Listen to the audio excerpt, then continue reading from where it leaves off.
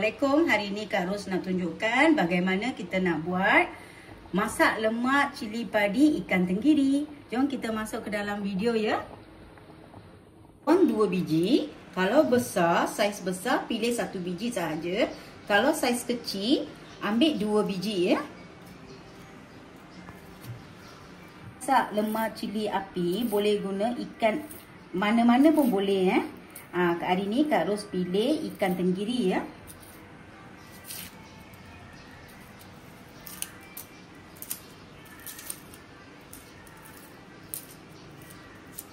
Ulas bawang putih ya.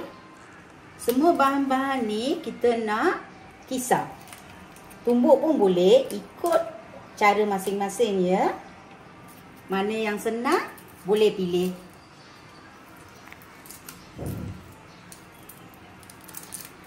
Hari ni Kak Ros nak kisar. 1 inci halia. Ini optional ya.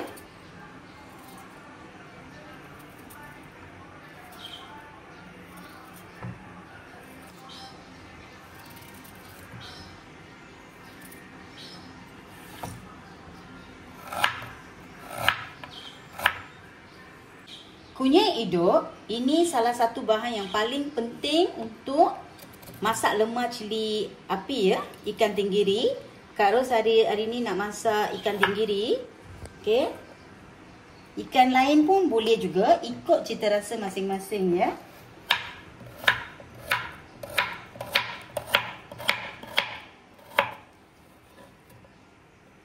Cili padi, Kak Ros ada cili padi hijau dengan merah ya. Kalau suka pedas boleh tambah cili merah ni lebih sikit. Kalau kurang pedas boleh guna cili padi yang hijau sahaja. Okey? Ikut cita rasa masing-masing ya. Bawang ni kena hiris sebelum blender. Yang bahan lain tak perlu hiris. Hanya bawang merah sahaja. Sebab dia saiz besar kan. Okey, sekarang kita basuh, kita kisar lumat.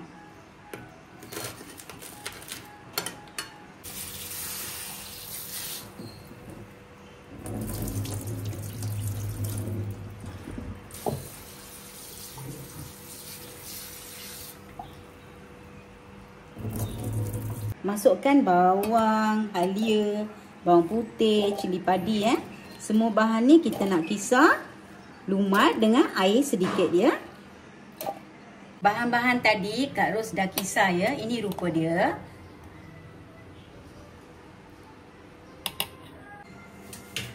Masukkan minyak sedikit. Setengah orang, dia orang tak masukkan minyak. Dia tak pakai minyak langsung, tak pakai. Tapi Kak Ros untuk nak tumiskan bahan-bahan ni, Kak Ros guna minyak sedikit ya. Tunggu minyak panas dulu.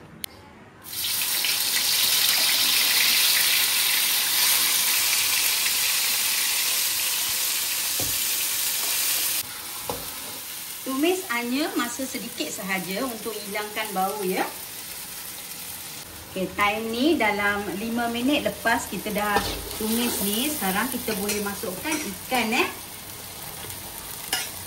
Ikan ni kena masak dengan bahan-bahan yang kita tumis ni supaya bau daripada ikan ni hilang.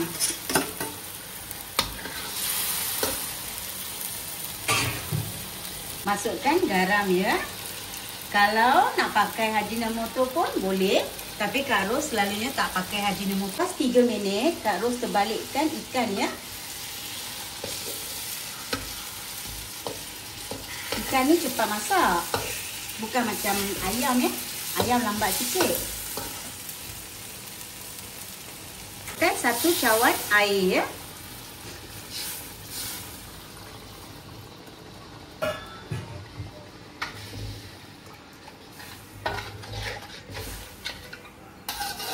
Serai 1 batang serai. Masa tumis pun boleh masuk, sekarang pun boleh masuk juga ya. Tadi Kak Ros dah lupa sebenarnya.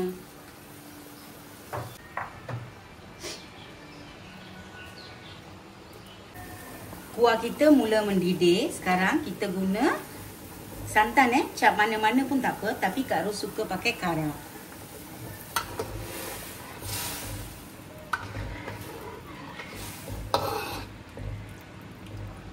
Untuk empat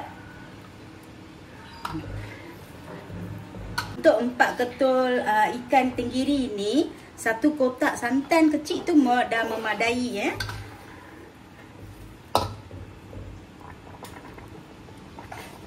Kalau kunyit hidup kita tadi tu tak cukup warna dia, boleh tambah juga kunyit serbuk ya.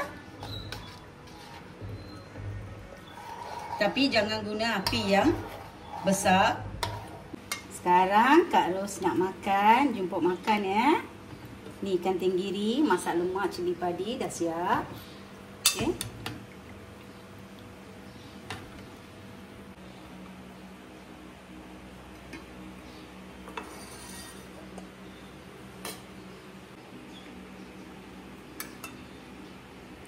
Okey, ni ikan dah masak. Okey, sekarang kita nak makan. Bismillahirrahmanirrahim. Jemput makan ya. Panas. Lembut. Okey.